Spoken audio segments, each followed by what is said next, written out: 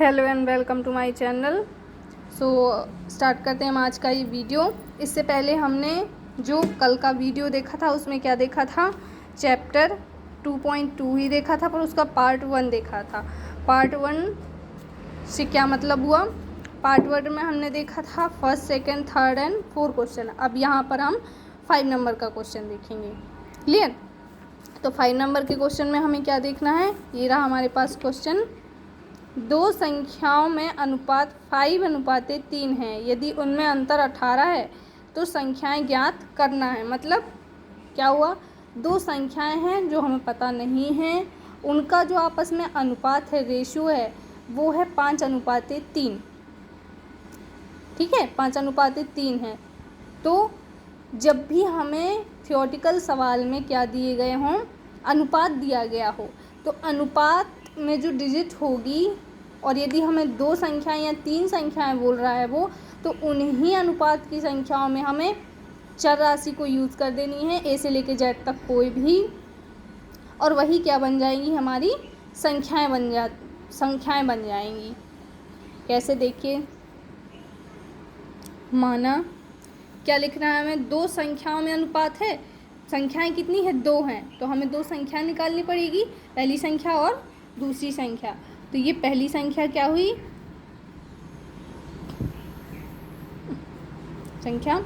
पहली संख्या क्या हुई हमारी, 5x हो गई।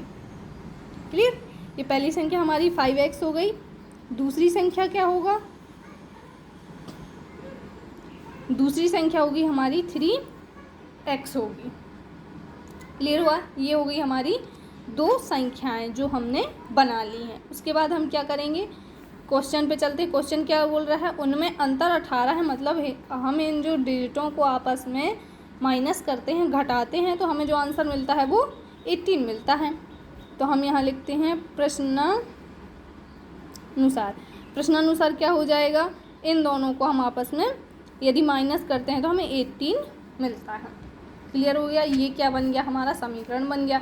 अब जैसे हम समीकरण सॉल्व करते थे वैसे ही कर देना है। चर अचर पहले से ही एक साइड है, तो 5 में से 3 जाएगा, 2x होगा, 18 होगा, x होगा, 18 होगा, 2 यहाँ आएगा डिवाइड में, 2 9 जा 18 होगा, x = 90।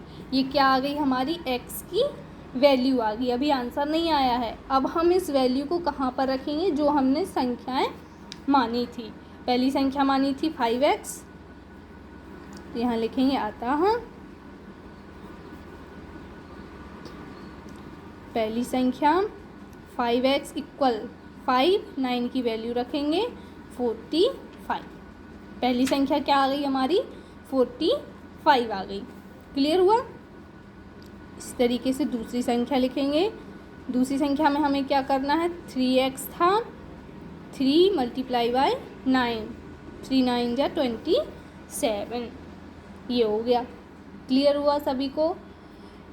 ये हमारी पहली और दूसरी संख्या निकल आई। अब यदि हमें चेक करना है कि हमारा ये जो सवाल है वो सही है या गलत है, तो इसके लिए क्या करेंगे, यहाँ से पढ़ेंगे ये क्या बोल रहा है, यदि उनमें अंतर 18 हो, मतलब जो हम इन दोनों को आपस में माइनस करते हैं तो कितना मिल रहा है हमें, 18 मिल रहा है। तो हम इन दोनों को आपस में माइनस करके देख लेते हैं।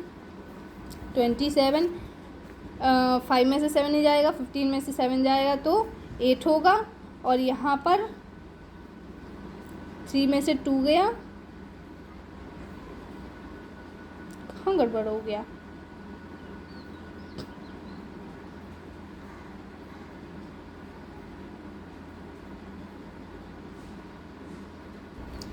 नहीं सही है। 15 में से 7 जाएगा, 8 बचेगा, ये 3 हुआ, 3 में से 2 जाएगा 1, आ गया ना 18। मतलब हमारा जो आंसर है वो एकदम सही है। क्लियर हुआ यहाँ तक? अब हम देखेंगे नेक्स्ट क्वेश्चन, 6 नंबर का। 6 नंबर का क्वेश्चन नेक्स्ट ये रहा हमारा क्वेश्चन, जिसमें क्या लिखा है, 3 लगातार पूर्णांकों का योग 51 है, तो पूर्णांक ज्ञात कीजिए। अब पूर्णांक संख्या क्या होती हैं, पूर्णांक संख्या 1 से लेके अनंत तक होती हैं। ठीक है, और लगातार का मतलब क्या होता है, लगातार मतलब होता है क्रम से, एक के बाद एक। जैसे पहले 1 हुआ, 1 के बाद 2 होगा, 2 के बाद 3, 3 के बाद 4, 4 के बाद 5। तो ये 1 2 3 4 जो 5 है, ये कैसे आते हैं, 1 में जब हम 1 प्लस कर देंगे तो हमें 1 मिलेगा, 1 में जब हम 2 प्लस कर देंगे तो हमें क्या मिलेगा,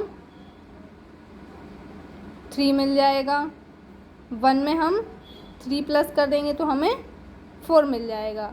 ये 1 + 1 2 होगा, 2 होगा, 3 होगा, फिर 4 होगा, सॉरी 1 में 1 जोड़ देंगे 2 होगा, फिर 3 होगा, फिर 1 में 3 जोड़ देंगे 5। मतलब 1 में हम ऐसे ऐसे करके जोड़ते जाएंगे तो हमें यहाँ से सीरियल से नंबर मिलते जाएंगे लगातार वाले। तो ऐसे ही सेम इस क्वेश्चन में भी करना है, हमें पूर्णांक मानने हैं। तो हम क्या करेंगे, पहला पूर्णांक 3 लगातार पूर्णांक बनाना है हमें। तो पहला पूर्णांक क्या होगा हमारा,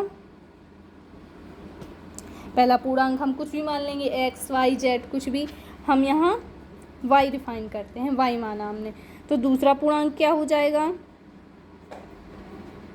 और पूर्णांक लगातार है, ये चीज़ हमें याद रखनी है। तो y में हम क्या कर देंगे, +1 कर देंगे, तो वो कंटिन्यू आगे बढ़ता जाएगा।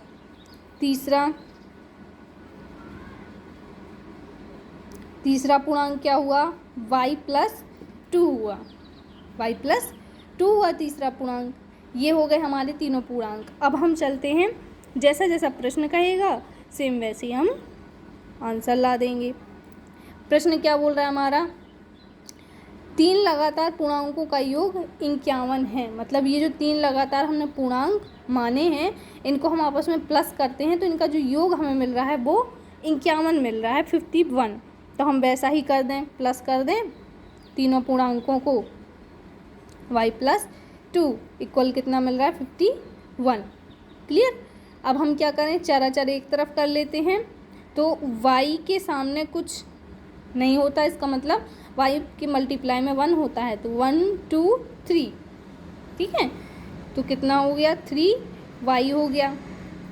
फिर 2 और 1 3 हुआ, 3 को हम उस साइड भेज देंगे 51 के पास, तो ये कितना हो जाएगा, माइनस हो जाएगा। फिर उसके बाद क्या करेंगे, 3y जैसा है वैसे लिखेंगे, इसको हम माइनस कर देंगे, तो माइनस करने में कितना आ जाएगा, 48 आ जाएगा। 48 के बाद हम क्या करेंगे, y 3 को भेज देंगे, मल्टीप्लाई में था वहाँ, यहाँ आएगा डिवाइड में हो जाएगा, डिवाइड कर देंगे। 3 1 जा 3, 3 6 जा 18। पहला पूर्णांक हमारा क्या निकला है, 16। अब पहला पूर्णांक कैसे निकला, क्योंकि हमने यहाँ पर y माना था। अब यहाँ सारी वैल्यू पुट कर देंगे, हमारे पूर्णांक मिल जाएंगे हमको। यहाँ क्या लिखेंगे, अतः पहला पूर्णांक कितना, y = 16। दूसरा पूर्णांक क्या मिला, y+1 कितना हो जाएगा, 16 + 1 कितना हुआ, 17 हो गया। क्लियर हुआ। तीसरा पूर्णांक क्या हुआ, तीसरा पूर्णांक हमने क्या माना था, y+2। ये यहाँ पर वैल्यू रख देंगे, 16 + 2 कितना हो जाएगा, 18। मतलब ये जो है हमारे 3 पूर्णांक निकल आए गए, 60 17 और 18।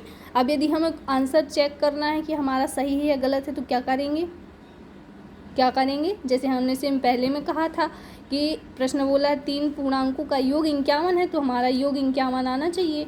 तो ये 16 17 18, इन तीनों का योग 18 आना चाहिए। तो कितना हुआ,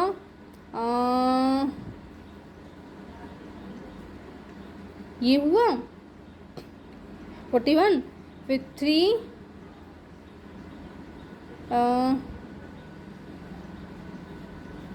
ये हो गया 51 हमारा। क्लियर हुआ सभी को, मतलब आंसर हमारा सही है। इन तीनों का प्लस करके देखना, यदि हमारा प्लस में 51 आ रहा है तो हमारा क्वेश्चन सही है।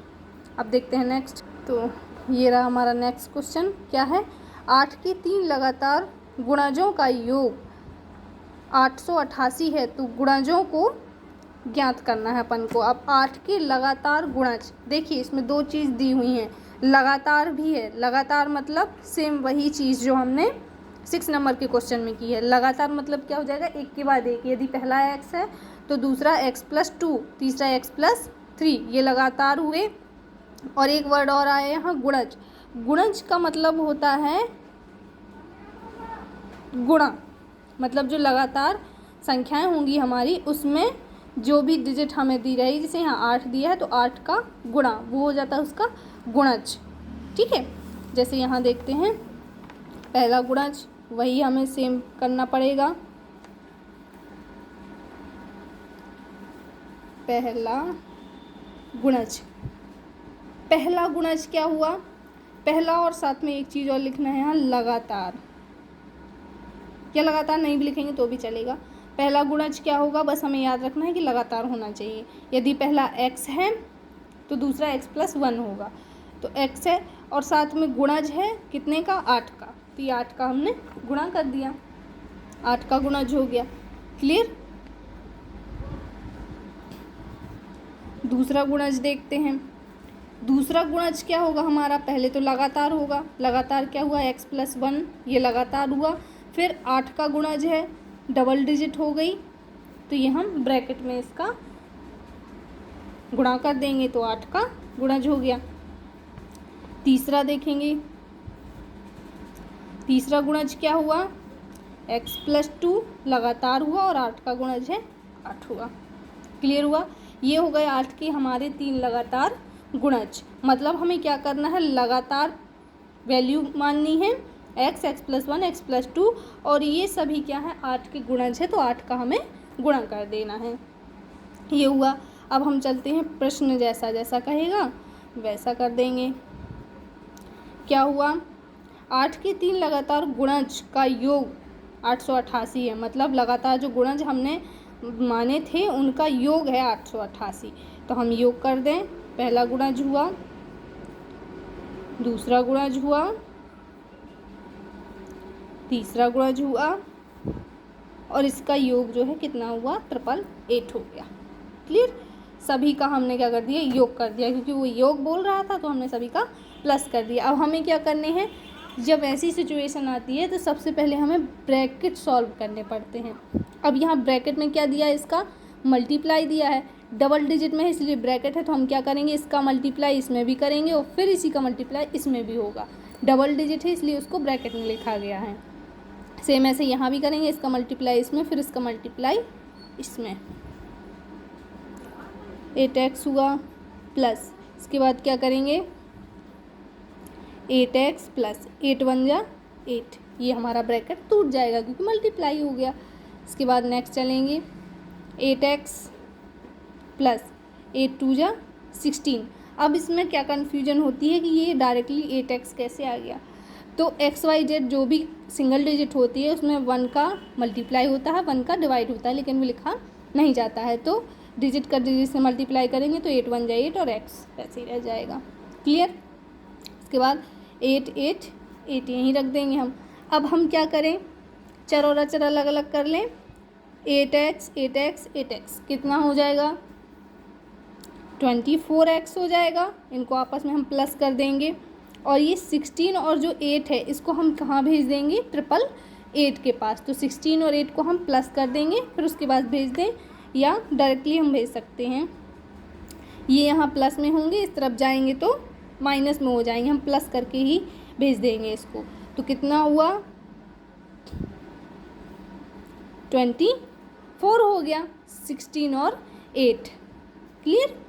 24x हुआ, इसको माइनस कर देंगे, 4 में से 8 जाएगा 4, 8 में से 2 जाएगा 6, ये हुआ। अब 24x, इसके बाद 24 यहाँ पर डिवाइड में है, वो सॉरी मल्टीप्लाई में, तो यहाँ डिवाइड कर देंगे। क्लियर हुआ। अब यहाँ पर क्या करें, हम डिवाइड दे दें। सबसे पहले 2 का जा रहा है ऊपर नीचे, 2 1 जा 2, 2 2 जा 4, 2 4 जा 8, 2 3 जा 6, 2 2 जा 4। x कितना मिला हमको, 432 12। अभी और 2 का जा रहा है, 2 6 जा 12, 2 2 जा 4, 2 1 जा 2 और 2 6 जा 12। अभी 2 का और जा रहा है। आप चाहें तो इसको डायरेक्ट भी काट सकते हैं, पर मैं पूरा सॉल्व करके बता रही हूँ आपको। 6, 2 3 जा 6, 2 1 जा 2, फिर यहाँ 0 क्यों लिखा है, क्योंकि हमें डबल डिजिट लेनी पड़ेगी। 2 8 जा 16। क्लियर हुआ। x इक्वल कितना हुआ, अब यहाँ पर हमारा 2 से डिवाइड नहीं जाएगा, अब हमें यहाँ डिवाइड ही करना पड़ेगा। तो 3 3 जा 9 होगा, 1 बचेगा और 3 6 जा 18 हो जाएगा। x की वैल्यू कितनी आ गई हमारी? 36 आ गई। क्लियर हुआ सभी को? x की वैल्यू हमारी 36 आ गई। अब x की वैल्यू आने के बाद हम कहाँ पुट करेंगे? इन गुणजों को जो हमने यहाँ पर माने थे, तो हमारे आंसर आ जाएंगे।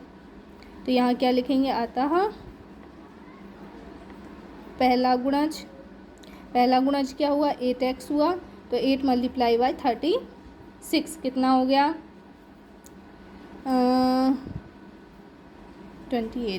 288। इसका मल्टीप्लाई आप चाहें तो पीछे रफ में भी करके देख सकते हैं। दूसरा गुणज क्या हुआ? 8x plus 1। तो देखिए इसमें क्या करेंगे हम? 8 लिखा, x की वैल्यू कितनी है? 36 प्लस 1। आगे चलेंगे, 8 मल्टीप्लाई बाई 36 में ये हो जाएगा। अब हम इसका मल्टीप्लाई कर देते हैं। 8 7 56, 5 कैरी होगी, 8 3 24 और 5 30, 306 हो गया। इसके बाद चलते हैं नेक्स्ट क्या होगा?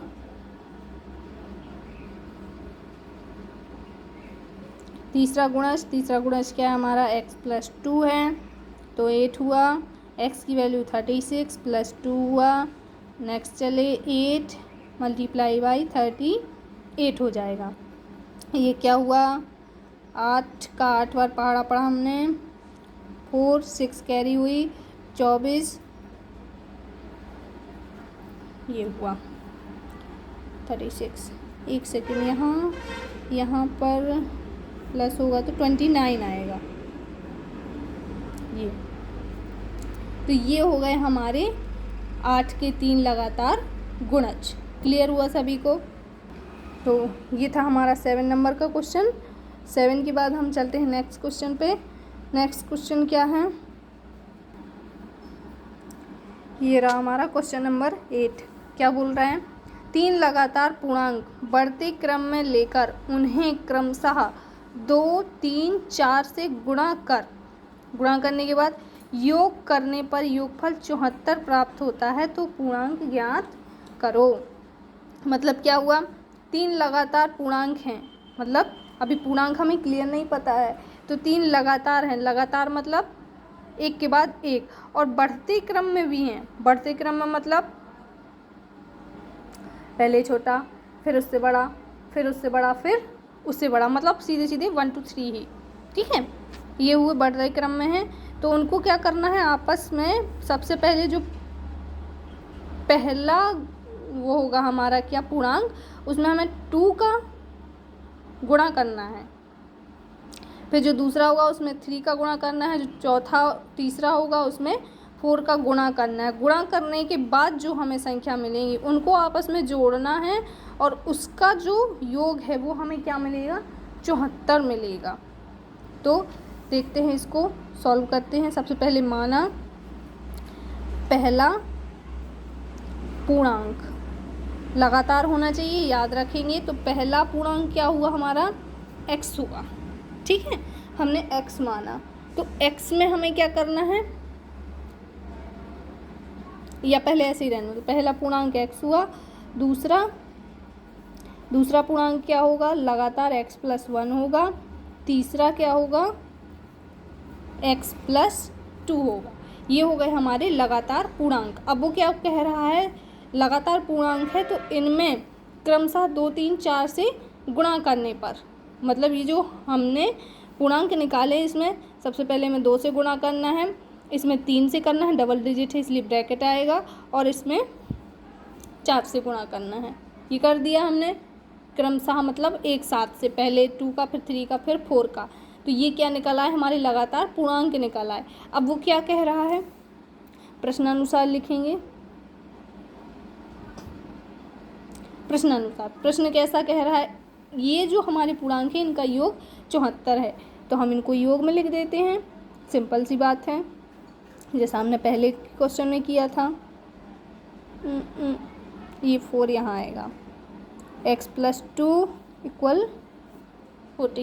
74 ये हो गया। अब हम क्या करें, सबसे पहले ब्रैकेट को सॉल्व करेंगे। ब्रैकेट का मतलब होता है इसका मल्टीप्लाई करना और दोनों डिजिटों में अलग अलग करके करना। 2x + 3 का x में होगा 3x + 3 1 जा 3 + 4 का x में होगा 4x + 4 2 जा 8 = 74 आएगा। अब इसके बाद हम क्या करेंगे, चर और अचर एक साथ करेंगे, ये x और ये x, तो 3 2 5 5 4 9x डायरेक्ट हमने यहाँ पर जोड़ दिया। अब हम क्या करें, 8 और 3 को भेजेंगे 74 के पास, तो हम क्या करें 8 3 को प्लस कर देंगे और डायरेक्ट उस तरफ भेज देंगे। 8 3 क्या हुआ 11 हुआ, 11 इस तरफ आ जाएगा माइनस का, वहाँ प्लस का था माइनस हो जाएगा। अब हम क्या करेंगे, उसको माइनस कर देंगे। 4 में से 1 गया 3 हुआ, 7 में से 1 जाएगा 6 होगा। 9 यहाँ मल्टीप्लाई में है, यहाँ जाएगा डिवाइड में हो जाएगा। 9 7 जा होता है 63। x की वैल्यू कितनी निकल आई अपनी, 7 निकल आई। यह अभी आंसर नहीं आया है, सिर्फ x की वैल्यू निकली है। अब हम क्या करेंगे, जो लगातार हमने पूर्णांक माने थे उसी में हम क्या कर देंगे, वैल्यू पुट कर देंगे x की, तो हमारे आंसर्स निकल आएंगे। पहला पूर्णांक क्या माना था हमने 2x, तो 2 × x की वैल्यू 7 7 2 जा 40, पहला पूर्णांक निकल आया। दूसरा पूर्णांक क्या हुआ, दूसरा पूर्णांक 3x + 1 3 हुआ, x की वैल्यू कितनी है 7 है, 7 + 1 आगे बढ़ेंगे × 8 हुआ, 8 3 जा 24, ये हमारा दूसरा पूर्णांक निकल आया। तीसरा पूर्णांक क्या है हमारा 4x + 2 4 x की वैल्यू 7 + 2, तो क्या हो जाएगा, यहाँ कर देते हैं 7 × 7 में 2 ऐड किया तो कितना हो जाएगा 9 36 मल्टीप्लाई कर दिया। क्लियर हुआ। तो आज के लिए इतना ही। आज की वीडियो में हमने क्या देखे, 6 7 एंड 8 नंबर के हमने क्वेश्चन देखे।